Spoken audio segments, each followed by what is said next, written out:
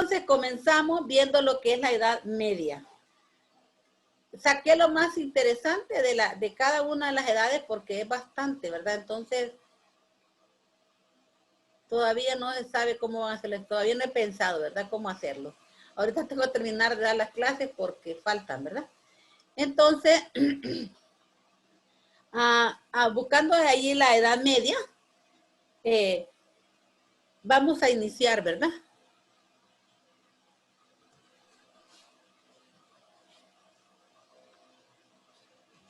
Bueno, ahí tenemos nosotros lo que es la Edad Media. La Edad Media abarca desde el siglo VI al XV de nuestra era. Ya estamos hablando ya en los tiempos de ya cuando ya Jesús nació, nuestra era, lo que estamos ahorita, ¿verdad? Del 6 al 15 de nuestra era. Comienza con la caída del Imperio Romano. Ustedes se acuerdan cuando hicieron, ¿verdad? La periodización de la historia. Ahí habla, ¿verdad? ¿Dónde comienza la Edad Media? Desde el siglo VI hasta el XV de nuestra era comienza con la caída del Imperio Romano de Occidente. Tras la invasión de los pueblos procedentes del norte de Europa, los romanos, los francos, los visigodos, los ostrogodos, los anglos, los sajones, en conjunto unificado, ¿verdad? Como pueblos, ellos como pueblos, como pueblos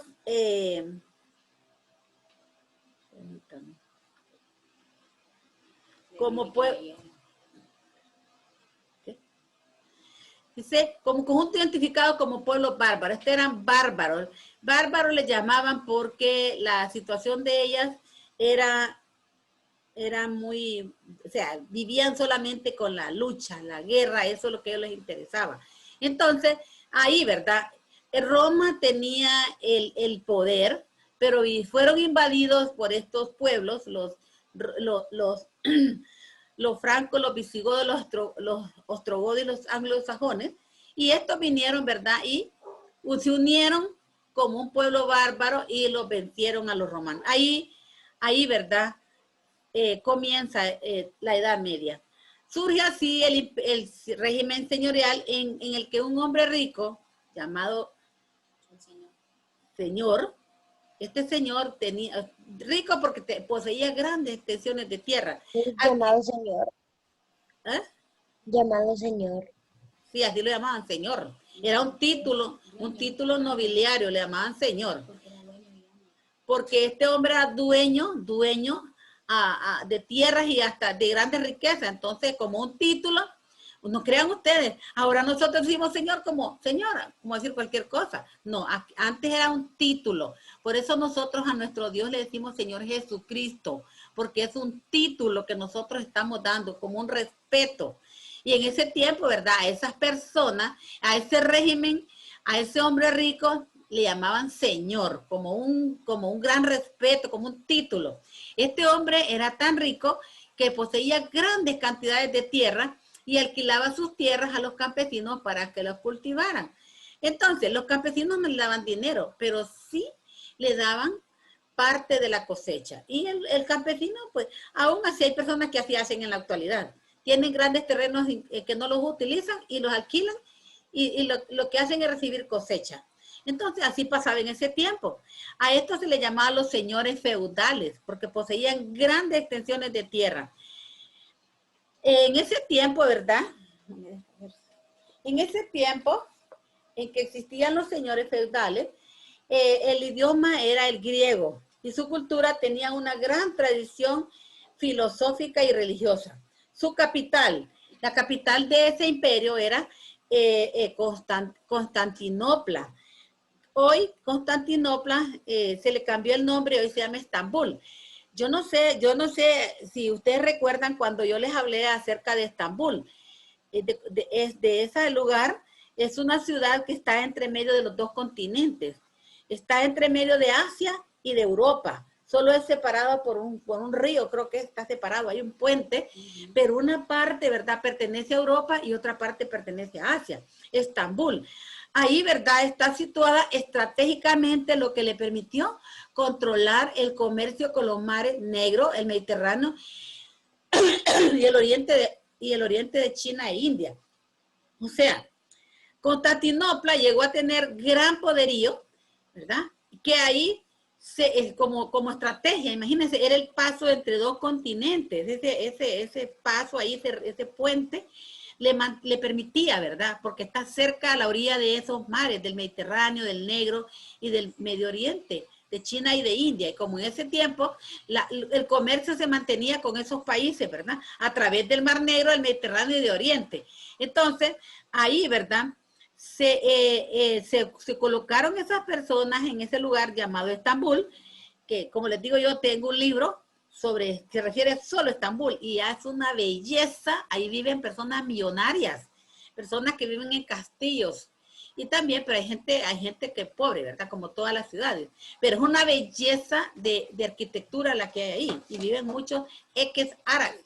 O sea, personas que llegan a vivir ahí porque tienen dinero. Entonces, ahí surge en la Edad Media, ¿verdad? Surge lo que es el feudalismo, esto de las personas que le llamaban señores, porque mantenían grandes riquezas y terrenos los cuales alquilaban a los pobres campesinos para que ellos, ¿verdad? Para que ellos pudieran cultivar y le pagaban con cosecha. Ahora vamos a ver lo que es el sistema feudal. El feudalismo, pueden subrayar eso, fue una organización socioeconómica, claro, ¿verdad? Comenzaron a estarse apoderando de cantidades de tierra y tierras que llegaron a formar una gran organización socioeconómica que se consolida a partir del siglo XI. Previamente, ¿verdad? La gente vivía en pequeñas aldeas donde ellos cultivaban los alimentos que consumían, fabricaban su ropa y las herramientas que necesitaban.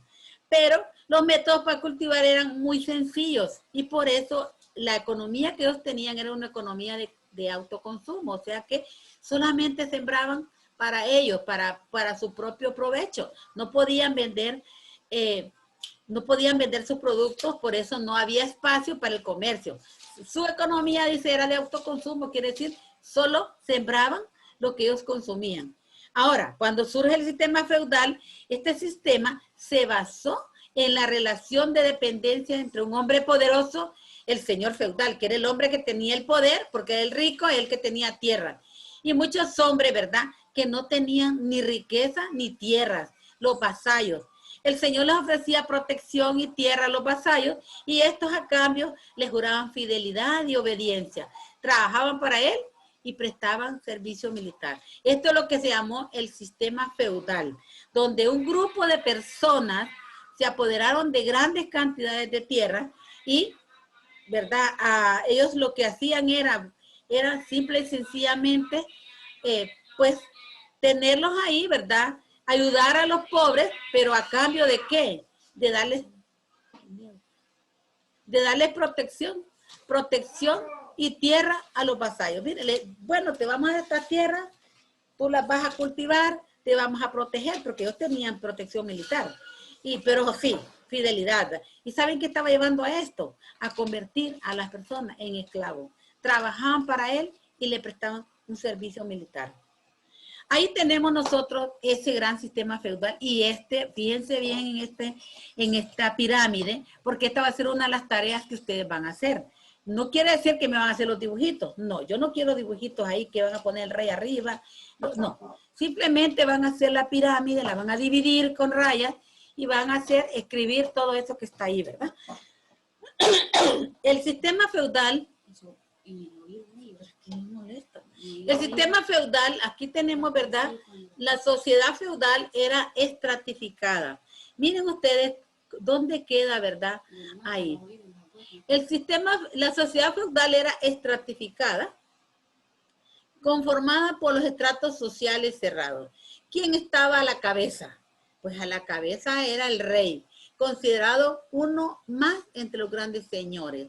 Por claro, el rey, siendo el que mandaba, ¿verdad?, el que tenía el dominio sobre la mayor cantidad de tierras. Por eso él estaba a la cabeza, porque él era el que tenía el mayor poderío en las tierras. Luego seguía el papa, el alto clero y los grandes señores feudales tenían poder y llegar a asumir en sus dominios derechos propios de un estado. Ustedes saben, ¿verdad? Y más adelante lo vamos a ver, que uno de los grandes poseedores de la tierra, uno de los grandes feudales, fueron la iglesia católica. La iglesia católica era una de las organizaciones que tenía más tierras.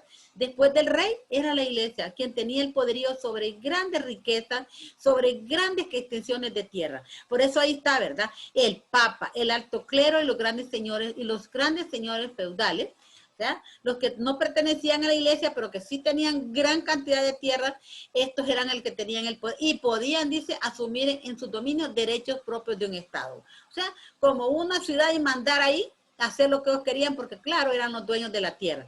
Luego, en tercer lugar, tenemos la mediana y la pequeña nobleza. Juraba fidelidad a la alta nobleza que a cambio le entregaba grandes extensiones de tierra, los dominios, ¿verdad? Aunque eran nobles, pero no poseían las extensiones de tierra que tenían los de arriba, ¿verdad? Los anteriores. Entonces, esto les daban, ¿verdad? Les daban tierra y a cambio de eso, ¿verdad? Les juraban fidelidad a la alta nobleza. Luego venían los artesanos. En cuarto lugar estaban los artesanos y campesinos libres. Estos últimos trabajaban la tierra en renta para su propio sustento. O sea, estos artesanos y campesinos, pero ellos trabajaban tierra, pero era para su sustento, no le tenían que dar nada al señor feudal. Me imagino que tenían alguna tierra o, porque dice campesinos libres, o sea, no le debían nada al feudal, pero solamente podían sembrar y fabricar sus cosas para ellos, no para vender. Después seguía en quinto lugar los siervos, estaban sujetos a la tierra. Estos trabajaban los dominios de su señor y eran considerados como parte de su propiedad. Podríamos decir que eran casi esclavos, ¿verdad? No eran esclavos, pero eran casi esclavos, porque trabajaban la tierra de los feudales y estos eran, ¿verdad?, dominados por ellos. O sea que aquí en esta parte, ¿verdad?, el señor feudal los consideraba como parte de su propiedad, casi esclavos. Y por último, ¿verdad?, estaban en la base, en lo último, estaban los esclavos y marginados. No eran considerados parte de la sociedad. Eso como quien dice lacra, ¿verdad? Como decimos, ¿verdad? Esclavos, porque estos no los consideraban parte de la sociedad. Estos eran como quien dice personas que están ahí, pero que no valen nada. Pero sí, ¿verdad? Ellos trabajaban duro, eran casi la base, miren, la base de la pirámide, porque eran los que trabajaban sin recibir nada a cambio, pero eran los que trabajaban más. Entonces, cuando ustedes hagan esta pirámide, ¿verdad? La van a hacer así y van a colocar en el espacio donde está el trono, van a escribir la palabra rey. Luego van a escribir el papa, alto clero, y van a especificar qué era lo que hacía cada uno de ellos. Porque eso tiene un valor y por favor lo hacen, ¿verdad? Esto ya no les voy a dar mucho tiempo para las tareas porque veo que se están tardando mucho en mandarlas y a veces ni las mandan. Solo algunos, ¿verdad? Como les decía, sí están cumpliendo en más rápido mandar tareas. Bueno, seguimos porque el tema es un poco largo. Luego, Mira, hay que colorearlas. si usted quiere, ¿verdad? Para hacerlo más bonito, eso depende de usted. Luego tenemos nosotros aquí lo que es la cultura, la iglesia y la cultura medieval. Miren, en ese tiempo la iglesia tenía gran importancia en la vida de los seres humanos. Cuando cae el Imperio Romano de Occidente, la iglesia católica fue una fuente de unidad para las comunidades dispersas y los reinos divididos. O sea, se habían dividido a la caída del Imperio de Roma. Dice, la iglesia fue una de las que ayudó mucho, ¿verdad?, a las comunidades que se habían dispersado y los reinos divididos, porque se dividieron reinos. Ahí el cristianismo fue la religión de la mayoría de los europeos durante la Edad Media. Los europeos, ¿verdad?, en ese tiempo se fueron al cristianismo y esa era la religión que ellos más utilizaban durante la Edad Media. Así se convirtió, ¿verdad? Debido a que el cristianismo fue la religión de la mayoría de las instituciones que influyó, ¿verdad?, en la vida espiritual y además tuvo una gran importancia en la vida económica, política y social. Es ahí, ¿verdad?, donde la iglesia comienza a entrar por ser una de las del cristianismo, la religión que la mayoría de los europeos tenían, ¿verdad? Esto hace, ¿verdad?, que la iglesia tome gran importancia en la vida económica de los seres de los seres de la cultura medieval. En ese tiempo llega a tener gran poderío la iglesia en la vida económica, estaba metido en lo económico, en lo político y cultural. Su poder económico fue considerable. Miren, ¿por qué podemos decir que fue considerable? Porque acumuló poder. No solamente cuando hablamos de poder que podía dominar a la gente, no. Se fue apoderando de una gran cantidad de posesiones, de tierras. Llegó a poseer la mayoría de la tierra que existía en ese tiempo. Eran grandes, ¿cómo le llama? Feudales. Feudalismo, ¿verdad? Porque ellos llegaron a poseer la tierra en cantidades y tenían, claro, no solamente tierra, tenían riquezas, posesiones, tenían poder sobre los vasallos y sobre los campesinos, o sea, sobre la clase humilde. Ellos llegaron a tener poder que ya prácticamente trabajaban para ellos. Yo recuerdo en cierta ocasión que yo leí fui a ver una película que se llamaba En nombre de la rosa. Y esa película se da, de verdad, en ese tiempo de cómo la iglesia está influyendo en la vida de la cultura medieval. En ese tiempo, ¿verdad? La gente vivía tan pobre, que ellos lo que sembraban se lo daban a la iglesia y ellos se comían las sobras. Allí en la película, ¿verdad? Hay un monasterio donde hay una gran cantidad de curas y se mira, ¿verdad? Cómo ellos las sobras le daban. Ellos llevaban las frutas, las verduras, la carne. ¿Y saben qué les daban los que estaban ahí en el monasterio? A la gente, a los campesinos, le daban las tripas, lo que tienen los animales adentro del estómago. Y con eso comían ellos. Todo lo que era órganos internos, el corazón, los intestinos, el vaso, eso es lo que comían. Y como la basura, ¿verdad? Porque todo se lo daban a la iglesia. Los tenían tan apoderados de la clase pobre que ellos podían dominarlo, ¿verdad? Y ahí podemos ver nosotros qué gran iglesia construyeron en ese tiempo. Se construyó la catedral de Nuestra Señora de Notre Dame en París, Francia. Era una catedral gótica medieval. Se construyó esa catedral en ese tiempo. Y en esa película se ve, ¿verdad?, cómo la iglesia tenía el poder sobre el pueblo. Vamos a continuar más adelante. Yo quisiera tener más tiempo para hablar sobre esto porque es una historia muy interesante. El Islam, en árabe, quiere decir sumisión a Dios. Ustedes saben, ¿verdad?, que los árabes hablan mucho del Islam. Y ellos quiere decir que sumisión a Dios. Para ellos ellos no crean que es en Jesucristo que creen. Ellos creen en Alá.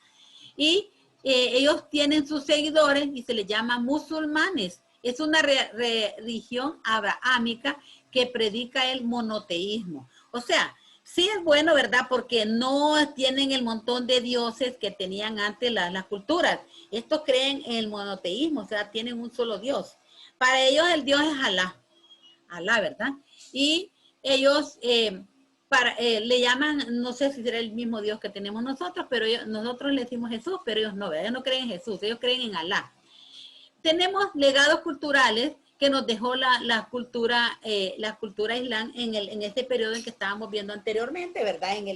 En ese tiempo de lo que estábamos viendo anteriormente, nosotros ahí podemos ver, ¿verdad? En la cultura medieval, que ahí nos dejan legados, ¿verdad? La cultura medieval estuvo fuertemente vinculada al cristianismo. Yo les decía, ¿verdad?, que una de las cosas más importantes para ellos era la religión. Y de ahí se agarraron, ¿verdad?, los grandes señores feudales para poder tener dominada a las personas. Estuvo muy fuertemente vinculada al cristianismo, pero también integró el legado de las culturas griegas y romanas con el de la germánica y la islámica. O sea que ellos, ¿verdad?, no solamente le estaban legando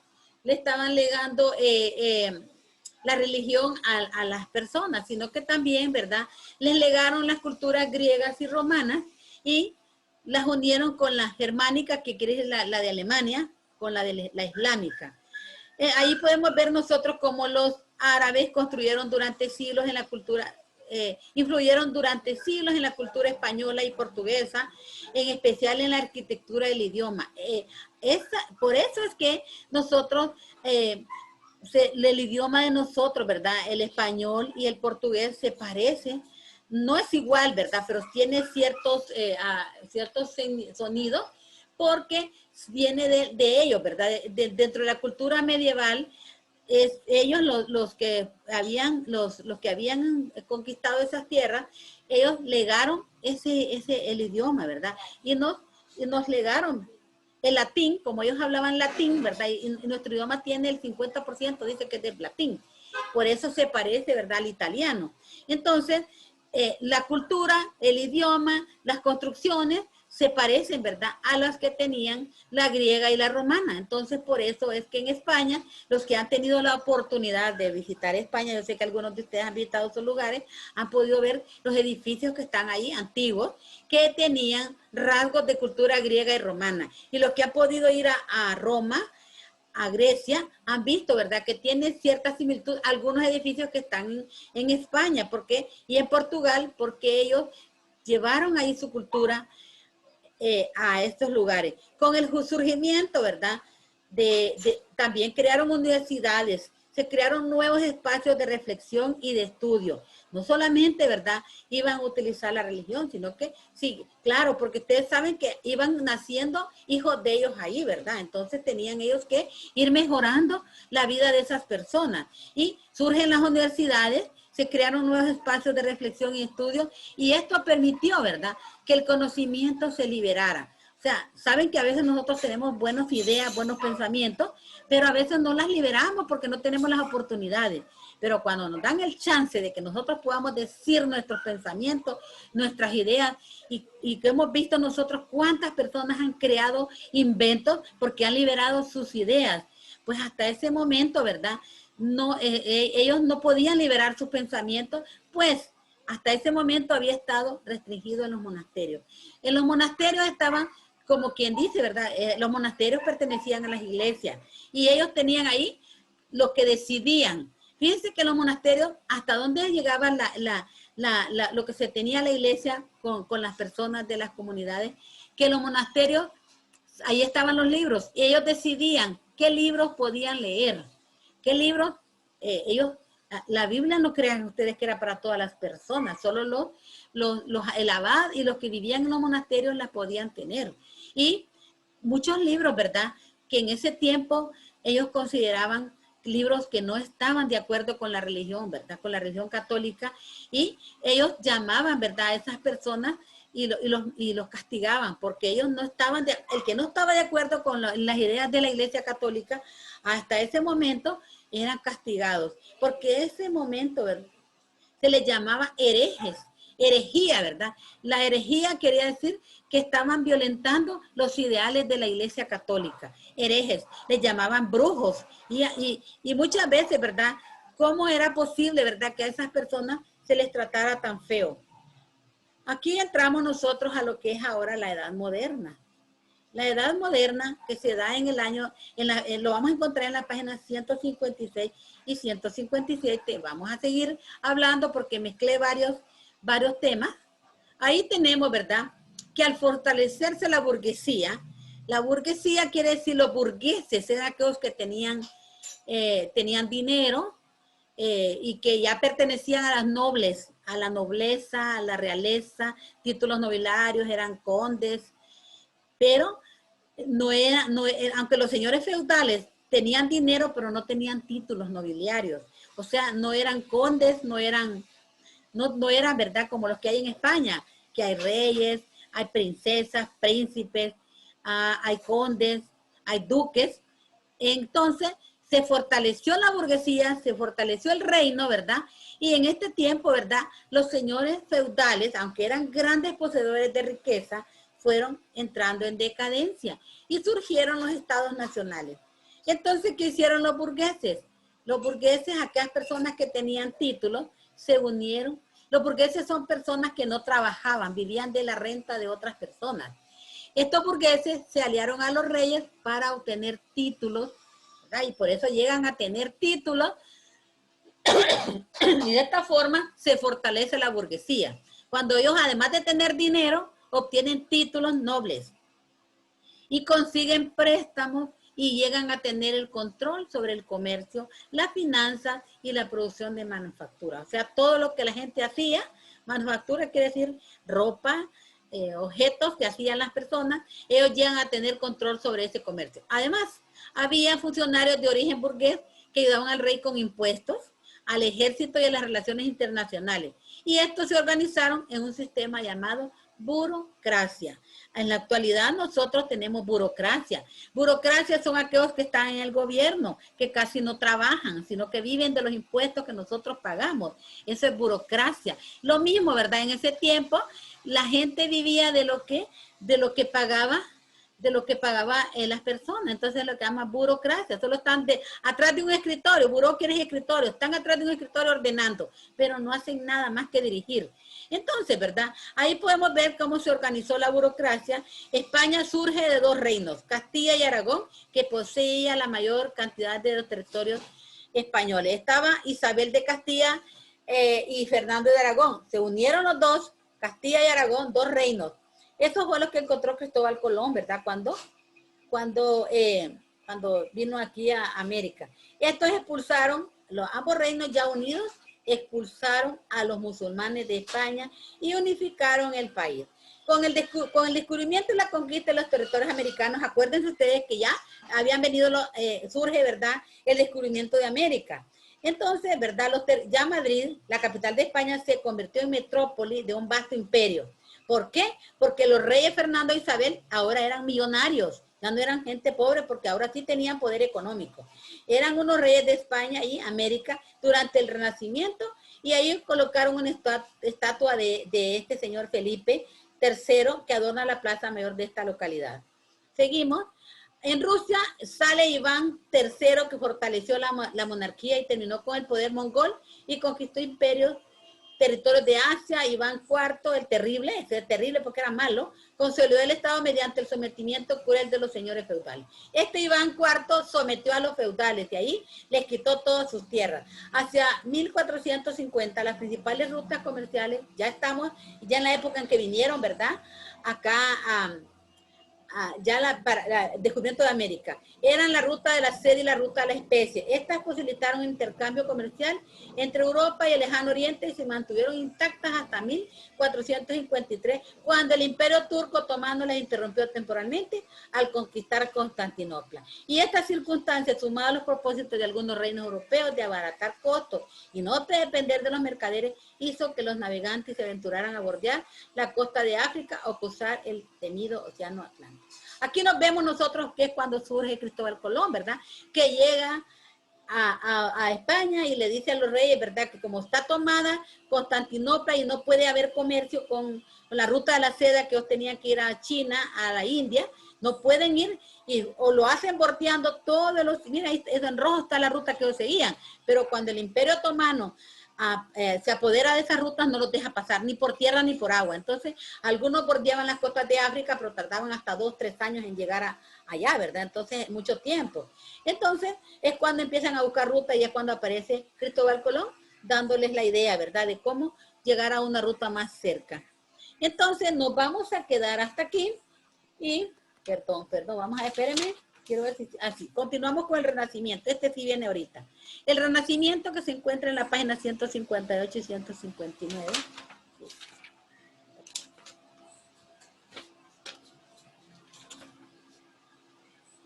¿Verdad? Aquí nosotros podemos ver, lo vamos a estudiar un poquito más rápido. Europa adquirió poder político y económico a partir de las conquistas de otros continentes. Recuerdan ustedes que ahora sí tenía dinero porque habían conquistado América. Esto propició que renacieran las ciencias, las artes y la literatura. Por eso este periodo histórico se le conoce como Renacimiento, porque renacen, ya tienen tiempo para dedicarse a lo que es la ciencia, las artes y la literatura, porque tienen dinero, porque ya todo el dinero que trajeron de América lo tienen ellos. Y constituye uno de los grandes momentos de la historia cuya influencia se manifestó en todos los ámbitos. Surgió en Italia a finales del siglo XIV y se expandió a todo el mundo hasta el siglo XVI. Uno de los grandes avances de la época fue la invención de la imprenta. Ustedes saben que al inventarse la imprenta surge lo que es la escritura, lo que dio auge a la literatura y permitió divulgar las ideas del Renacimiento. Además, se estudió de nuevo la cultura, ideas y filosofía de los griegos y los romanos. Como ya se podía escribir porque estaba la imprenta, aquí surge ya la escritura, ¿verdad? Y ellos pueden hacer libros, divulgarlos, las ideas, lo que ellos pensaban, lo escribían, y también escriben lo que es la cultura, sus ideas, su filosofía, los griegos y los romanos, que tenían muy buenas ideas. Ustedes recuerdan en clases anteriores cómo aparecen varios filósofos griegos y romanos, ¿verdad?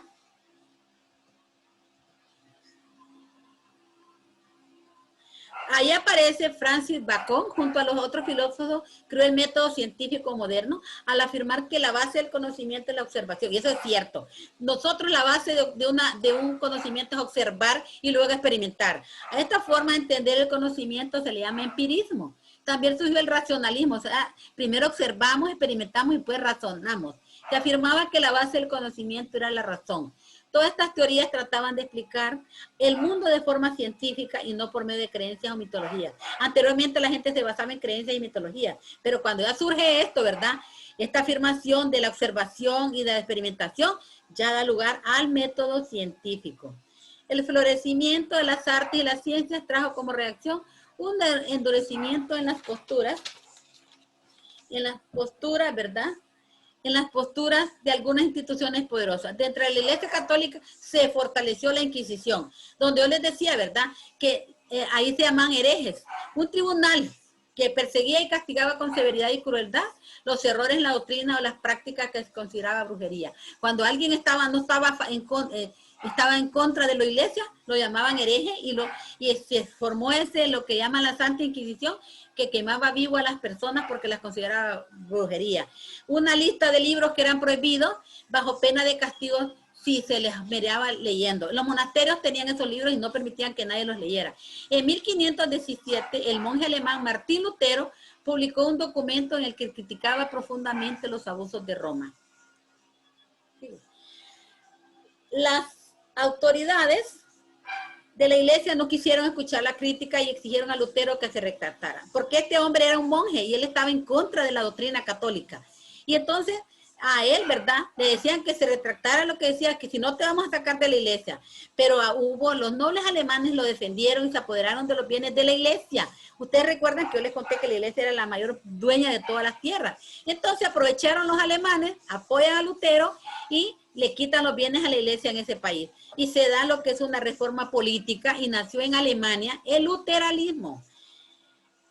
Pronto hubo otras reformas como la de Calvino, que fundó el calvinismo en Francia y Suiza, y la de Enrique VIII, que creó la iglesia anglicana en Inglaterra. La iglesia intentó un acercamiento con sus fieles por medio del Concilio de Trento, hecho conocido como la Contrarreforma, convocado en 1545 por el Papa Pablo III, pero no logró adoptar nada, medidas importantes en evitar la separación de los protestantes. Es aquí, ¿verdad?, en este tiempo, cuando la Iglesia Católica, a través de este señor Martín Lutero, se separa porque él le comienza a leer el libro de la Biblia romano, y él se da cuenta que la iglesia, más adelante en la próxima clase que va a estar grabada, les voy a explicar esto, ¿verdad? Cómo se da esto, lo que es la reforma y la contrarreforma. Es muy interesante porque habla lo que pasó con la iglesia católica, ¿verdad? Ellos, además de ser, ¿verdad?, los dueños de la tierra, de tener poder, se metían en todas las cosas que habían ahí, ¿verdad?, en todo lo político, en todo lo económico de la sociedad.